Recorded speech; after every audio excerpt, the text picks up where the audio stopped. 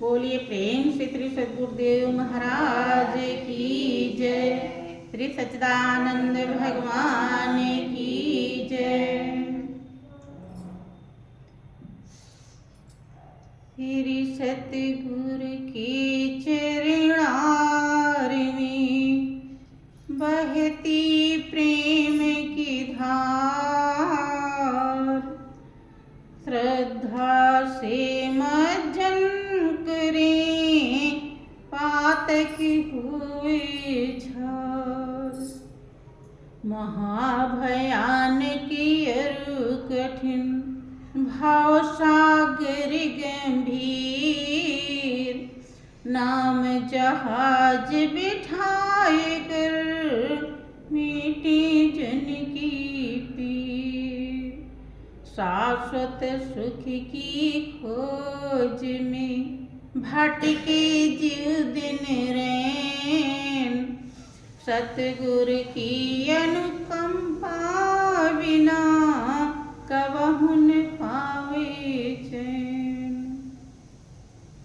निस दिन जिनकी वंदना करते शीस महेश, सो निर्गुण सगुण भये हरने जगत कलेश। परम पुरुष गुरुदेव जी शाश्वत शांति निधान, बार बार दंडवत करूं सकल सुखों की खान। बोलिए प्रेम से श्री सद्गुरुदेव महाराज की जय। श्री सच्चिदानंद भगवान की जय। प्रिय भाइयों बहनों, परम पिता परमेश्वर की असीम दया दृष्टि से हम जीवों को सत्संग का महापावन अवसर मिला हुआ है कि अवसर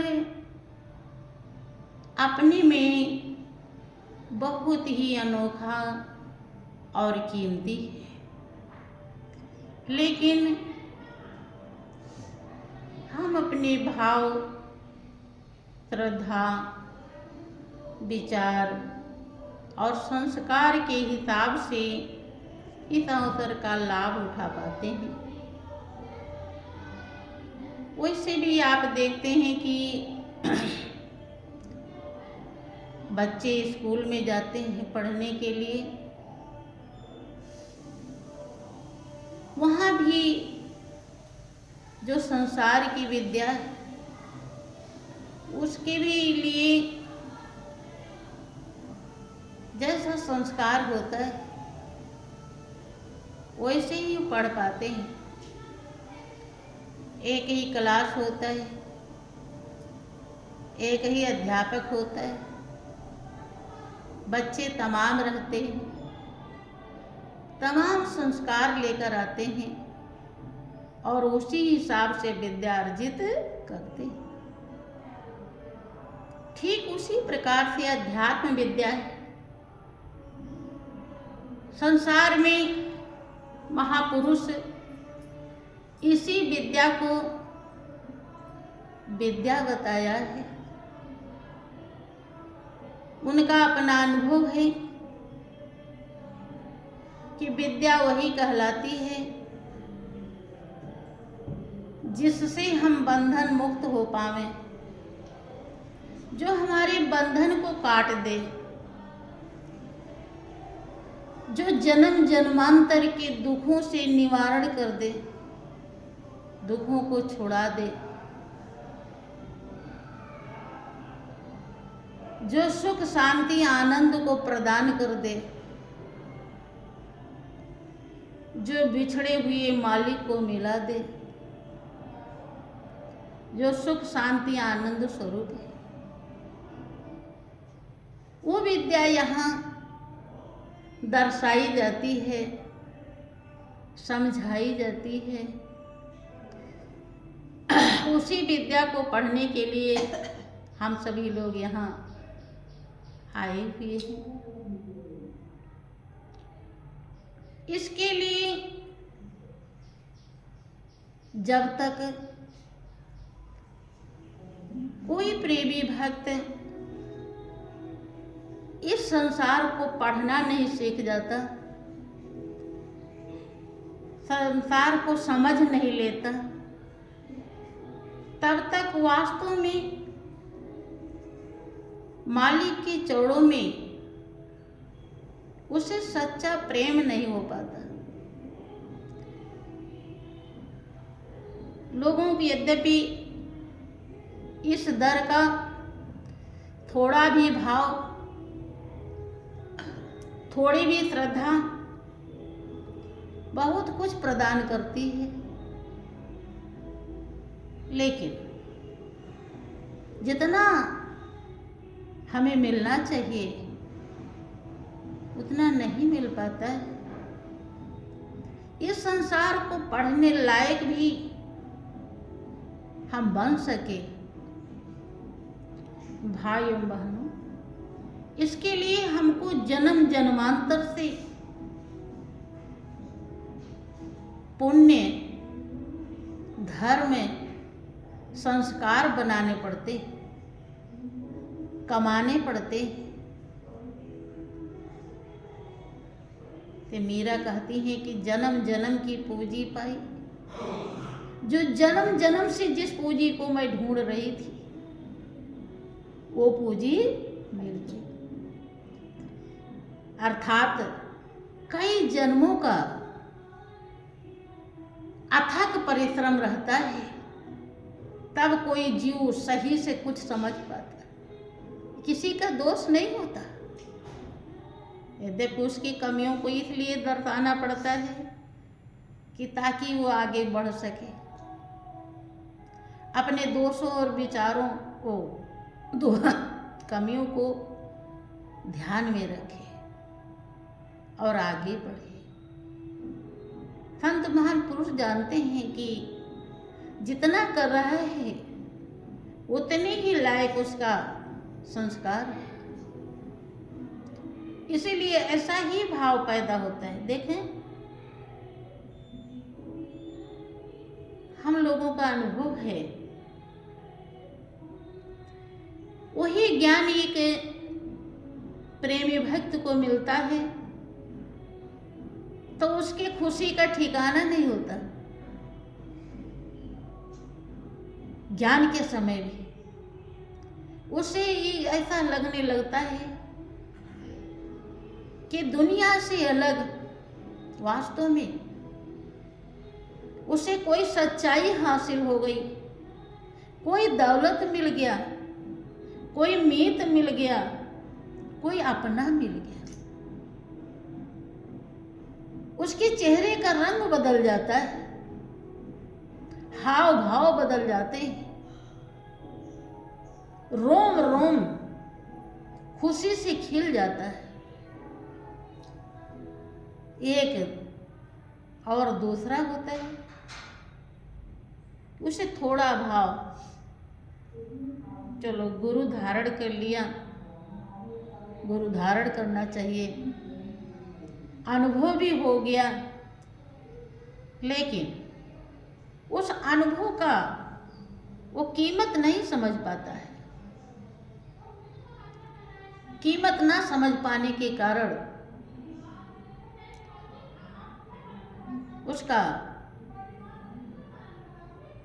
जीवन खिल नहीं पाता, लगा रहता है, चलता रहता है, लाभ पाता रहता है। और तीसरा होता है कि वो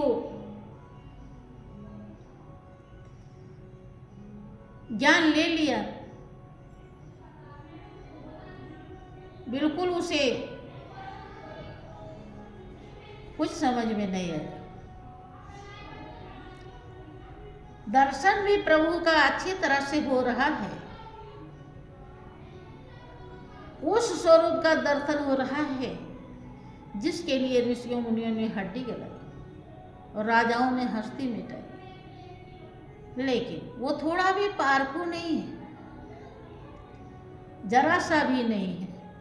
भी सोच लेता है कि चलो कोई बात नहीं, गुरु के बिना दान पुण्य नहीं लगता है, तो गुरु धारण कर लिया, ठीक है। जब मन कहता है तो भजन कर लेता है, और नहीं कहता तो नहीं। चौथा नंबर है, वो सोचता है कि अरे दक्षिणा ज्यादा क्यों दे दिए, कम ही दिए होते तो ज्यादा ठीक रहता। अर्थात बिल्कुल भी समझ नहीं पाता है। बहनों देखो,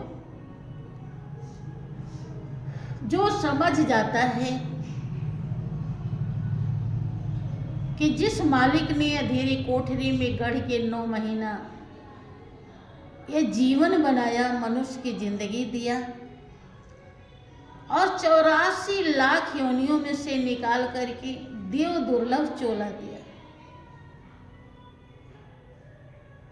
वो हमेशा अपने मालिक को हृदय में धारण करना चाहता है और उसके दोष विकार साफ साफ दिखाई पड़ने लगते हैं। साफ साफ जब दिखाई पड़ता है तब वो क्या कहता है,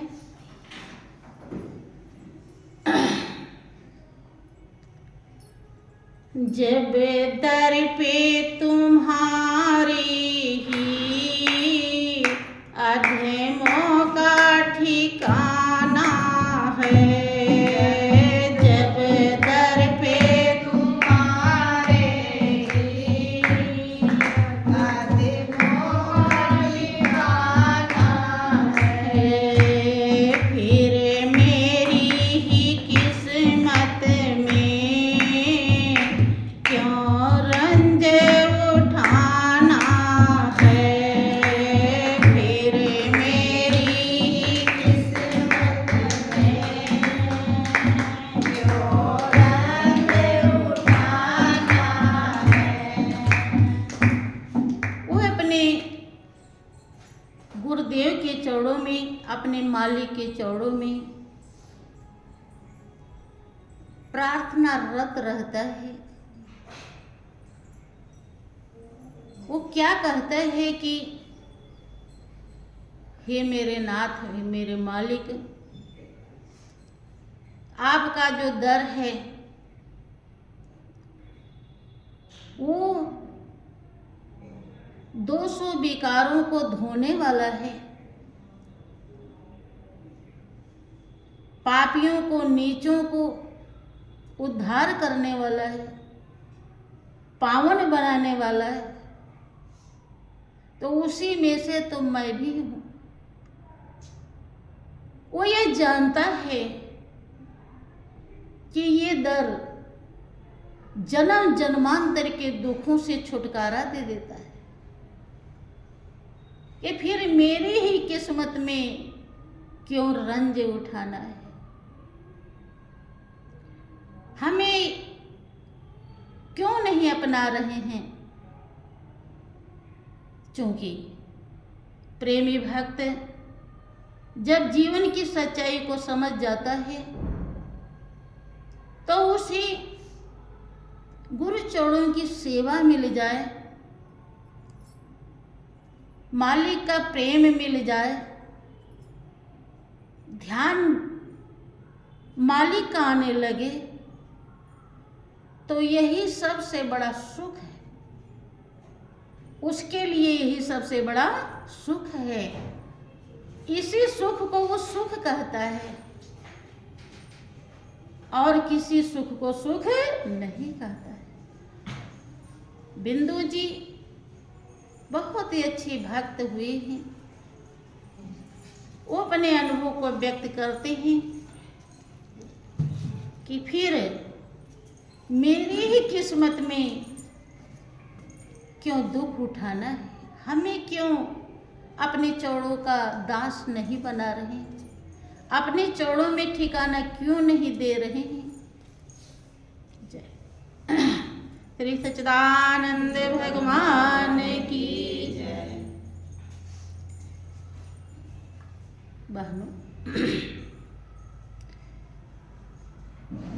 किसी प्रेमी भक्त का अनुभव है, हमारे महापुरुषों का, संतों का दावा है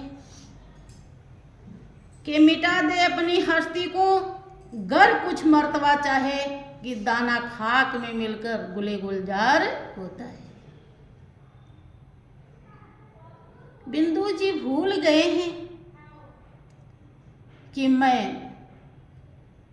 कोई बड़ा आदमी हूँ, मेरे महल अटारी है, मेरे घर परिवार है, दुनियादारी नहीं, मेरा केवल प्रभु है। इसी को हस्ती मिटाना कहते हैं। जो इन परपंचों को भूल जाता है,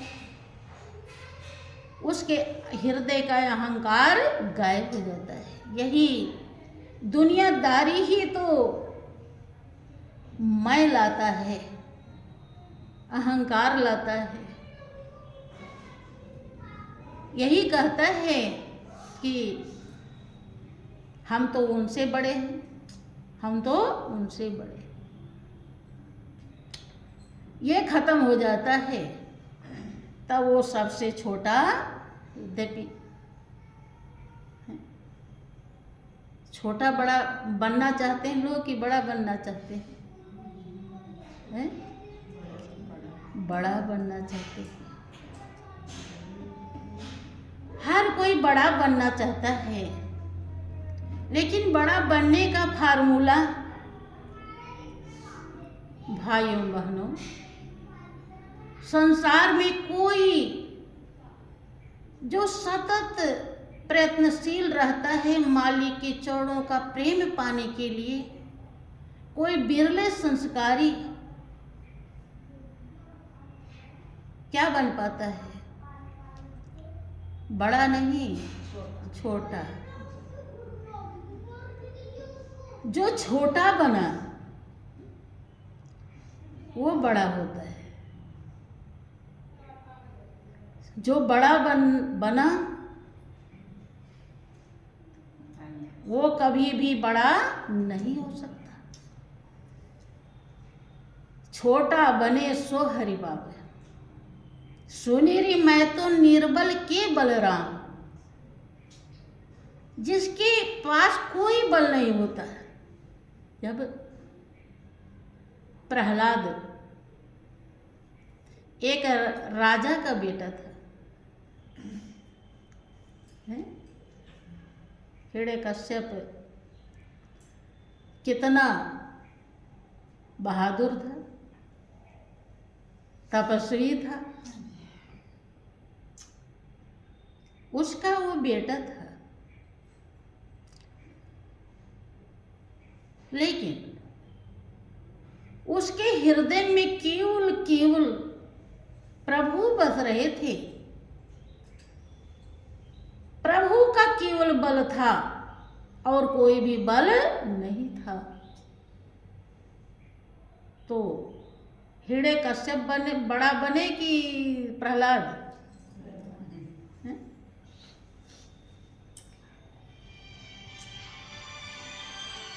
जबकि उस समय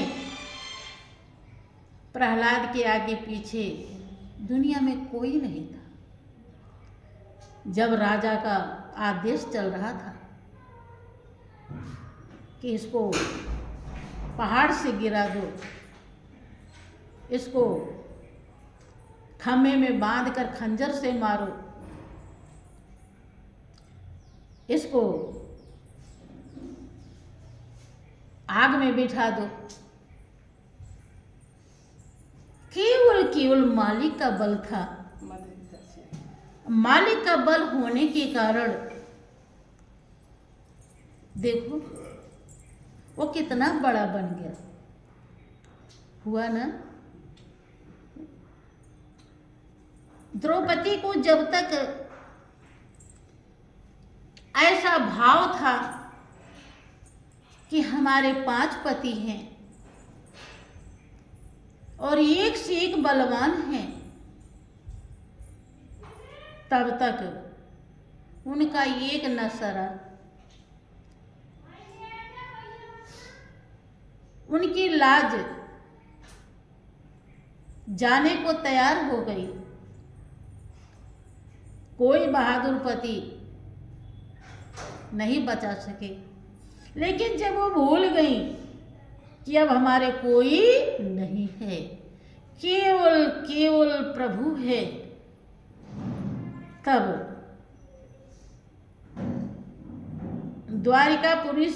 द्वारिका नाथ कह के बुलाती हैं तो द्वारिकापुरी से नंगे पांव चल देते हैं और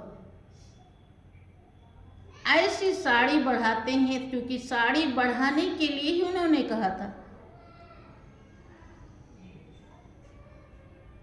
अयो अयो रे बढ़इयो मेरो चीर, अरे सुनो बन। उन्होंने नहीं कहा दुशासन को मार दीजिए या और कुछ कर दीजिए, उन्होंने मेरी चीर बढ़ा दीजिए। तो ऐसी चीर बढ़ाते हैं कि 80,000 हाथी का बल घट जाता है, 10 गज साड़ी घटती नहीं है। और दुशासन भयभीत हो जाता है कि साड़ी बीच नारी है कि नारी बीच साड़ी है, कि साड़ी ही की नारी है कि नारी ही की साड़ी। कि दुर्योधन अब मेरे बस की नहीं है, पता ही नहीं चल रहा है कि साड़ी के बीच में नारी है कि नारी के बीच में साड़ी है, कि साड़ी नारी बन गई है कि नारी साड़ी बन गई है। अजब तेरी कारीगरी रे करता। बहनों, बिंदु जी कहते हैं, जब दर पे तुम्हारे ही अधमों का ठिकाना है, जब दर पे तुम्हारे ही अधमों का ठिकाना है, फिर मेरी ही किस्मत में क्यों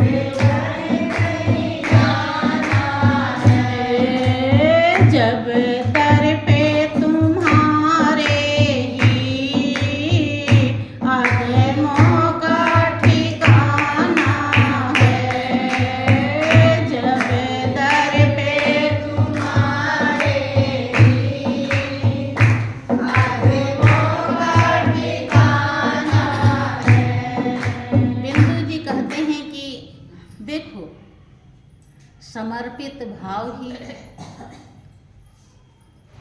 जीवन की कीमत को प्रदान करता है।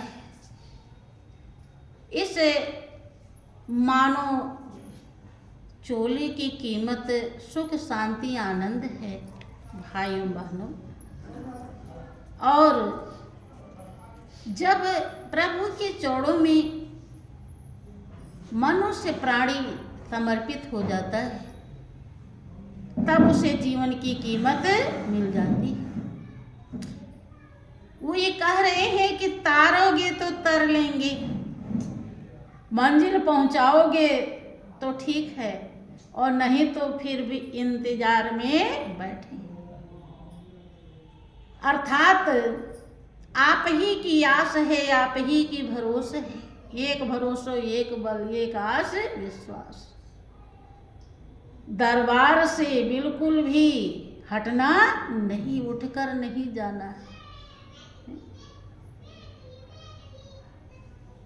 किसी भक्त का अनुभव है, अपनी हस्ती जो तेरे कदमों पे मिटा देते हैं, अपनी हस्ती तेरे कदमों में मिटा देते हैं, तुमको हर तौर अदाओं से मना लेते हैं, तुमको हर तौर अदाओं से मना लेते हैं। बड़े होशियार हैं ये भक्त तेरे क्या कहिए, बड़े होशियार हैं ये भक्त तेरे क्या कहिए, जब ये रोते हैं तो तुमको भी रुला देते हैं, जब ये रोते हैं तो तुमको भी रुला देते हैं। अपनी हस्ती जो तेरे कदमों में मिटा देते हैं, अपनी हस्ती जो तेरे कदमों में मिटा देते हैं, तुमको हर तार अदाओं से मना लेते हैं, तुमको हर तार अदाओं से मना लेते हैं। ऐसी आवाज से कहते हैं कि तुम आ जाओ, ऐसी आवाज से कहते हैं कि तुम आ जाओ, तुमको आने में ये मजबूर बना देते हैं, तुमको आने में ये मजबूर बना देते हैं। अपनी हस्ती जो तेरे कदमों में मिटा देते हैं, अपनी हस्ती जो तेरे कदमों में मिटा देते हैं। जो भूल जाता है कि मैं कुछ हूँ, वास्तव में भाइयों बहनों, साहब सो सब होत हैं, बंदे ते कछु नाहि, और राई ते पर्वत करे पर्वत राई माहे। यही सच्चाई दर्शाने के लिए संत सद्गुरु इस धरती पर हमेशा मौजूद रहते हैं, लेकिन ये सच्चाई भी किसी किसी के हृदय में उतर पाता है, उसके हृदय में उतरता है जो उनके वचनों में विश्वास करता है और उनके बताए हुए मार्ग का अनुसरण करता है, और नहीं तो अपनी चतुराई से जो चलता है कि शिव के स्वामी एक मति, मति में मति मिल जाए, चतुराई रीझे नहीं, रीझे मन की भाव। चतुराई से बहुत लोग पेश आते हैं। गुरु महाराज जी ध्यान भजन के लिए समझाएंगे तो उसमें 52 नखरे पेश कर देंगे, ये नहीं तो ये नहीं तो ये नहीं तो ये नहीं। दान पुण्य के लिए कहेंगे तो उसमें भी वही समस्या।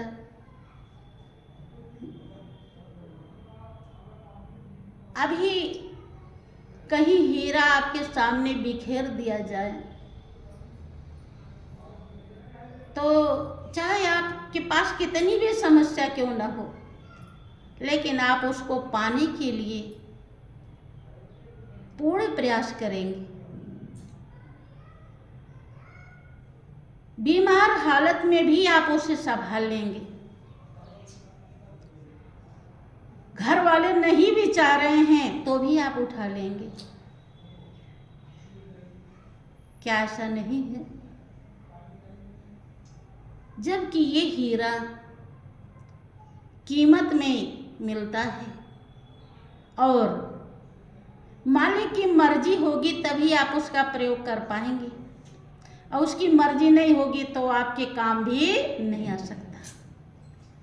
लेकिन जो अनमोल हीरा गुरुचरणों से मिलता है, जो केवल केवल केवल आप ही का है और किसी का नहीं है, उस हीरे की परख प्रेमी भक्त बहुत समय लगा देता है, कर ही नहीं पाता है। और परख नहीं कर पाया तो संभालेगा कैसे?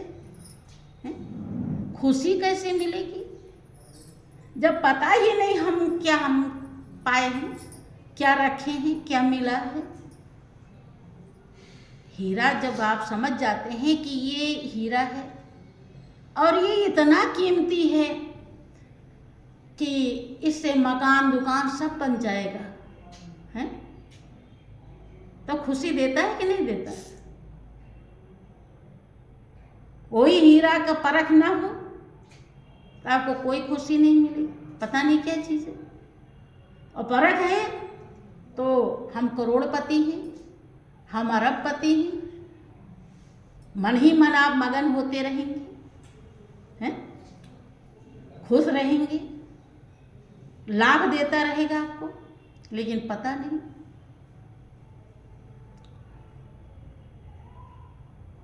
पारखू बनना पड़ता है। पारखू हम तभी बन पाते हैं जब हमारा हृदय निर्मल होता है। हृदय निर्मल तब होता है जब हम गुरु महाराज के चरणों में चतुराई को त्याग करके प्रेम लगाते हैं, उनकी आज्ञा का पालन करते हैं, उन्हें इस संसार में सबसे बड़ा मित्र समझते हैं। वास्तविकता यही है, उनसे बढ़कर कोई आपका मित्र नहीं है, उनसे बढ़कर आपका कोई सगा संबंधी नहीं है। क्योंकि सब जितने भी संबंधी हैं सब स्वार्थ के हैं, सब मतलब के हैं। लेकिन संत सतगुरु परमार्थी होते हैं, परोपकारी होते हैं, निस्वार्थ आपकी भलाई करने के लिए आते हैं। आपके मन में आ रहा होगा कि हम दान पुण्य करते हैं, वो तो दान पुण्य लेते हैं।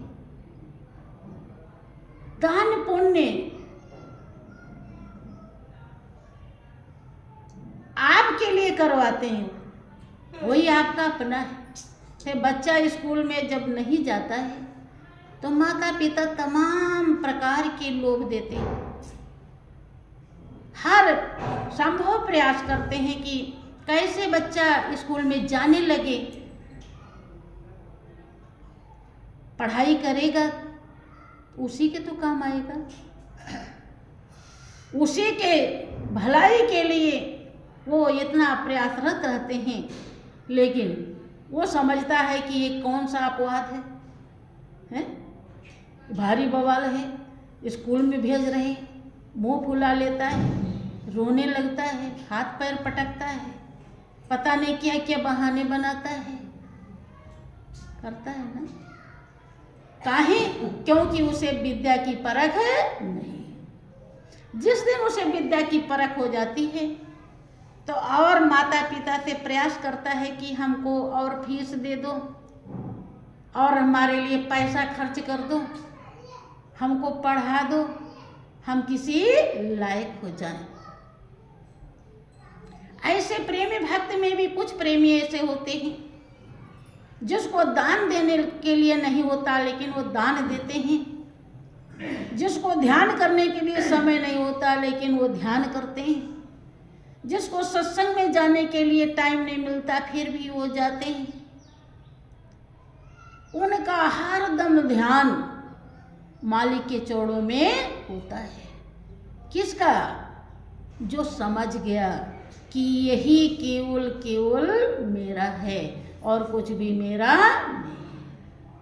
यहाँ धोखा नहीं, यहाँ परिवर्तन नहीं, यहाँ कोई पराया नहीं, यहाँ अपना अविनाशी है, अपना है, कभी साथ नहीं छोड़ेगा। दोषों, विकारों, पापों, कमियों को काटने वाला है, सुख शांति आनंद प्रदान करने वाला है। जब ऐसा समझ जाता है तो और प्रयास करता है कि क्या करें, हमारे पास तो धन ही नहीं है, होता तो हम इतना दान कर लेते, टाइम होता तो हम इतना और ज़्यादा ध्यान कर लेते हैं। कुछ से पूछो कितना देर ध्यान रखते, तो 20 मिनट, आधा घंटा, अरे है? और समय कहाँ चला गया है? इतने में क्यों आफत हो रही? क्यों? क्योंकि पारखू बिंदु जी समर्पित हैं चौड़ों में। बोलिए श्री सच्चिदानंद भगवान की जय। जब दर पे तुम्हारे ही अधमों का ठिकाना है, जब दर पे तुम्हारे ही अधमों का ठिकाना है, फिर मेरी ही किस्मत में क्यों रंज उठाना है, फिर मेरी किस्मत में क्यों रंज उठाना है। मेरी तो कोई करनी निभने की नहीं भगवन, मेरी तो कोई करनी निभने की नहीं भगवन, जैसे भी निभाओगे अब तुमको निभाना है, जैसे भी निभाओगे अब तुमको निभाना है। बिंदु जी ऐसा कौन कर सकता है? जो समर्पित हो, जिसको केवल एक ही भरोसा, एक ही बल, अन्य कहीं भी भूल के भी जो दिल लगाना ना जानता, अपनी हस्ती को मिटा चुके हैं। मैं कुछ नहीं कर सकता, किसी लायक नहीं हूँ, सब कुछ करता धरता आप ही हैं, सब कुछ आप ही कर सकते हैं। आगे क्या कहते हैं? हरी यादों के सुनने में है कौन सिवा तुमसे, हरी यादों के सुनने में है कौन सिवा तुमसे, जब तुम ना सुनो मेरी, जब तुम ना सुनो मेरी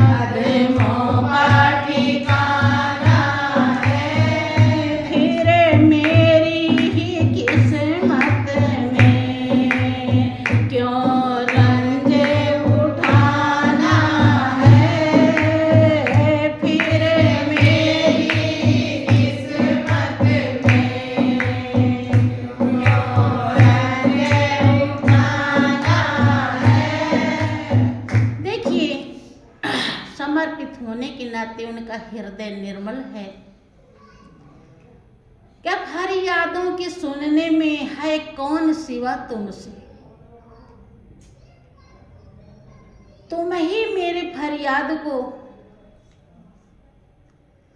मेरे दिल की पुकार को, मेरे ख्वाहिश को, मेरी प्यास को तुम ही बुझा सकते हो। दुनिया में बहुत रिश्ते नाते हैं कि कोई प्यास बुझाता नहीं, सब मेरा और तेरा करता रहता है। जरा सा आप विचलित हो जाइए, बस सब उखाड़ फेंकेगा तुरंत कि तुमने तो मेरे लिए ये नहीं किया, तुम्हारे लिए हम कैसे करें। लेकिन संत सतगुरु भाइयों बहनों, वो हमारा मालिक, वो हमारे कभी दोषों पापों को देखता नहीं है, वो हमारे दिल की पुकार को सुनता है। जब ही हम जग जाएं उसके लिए, तभी वो हमें अपना लेता है।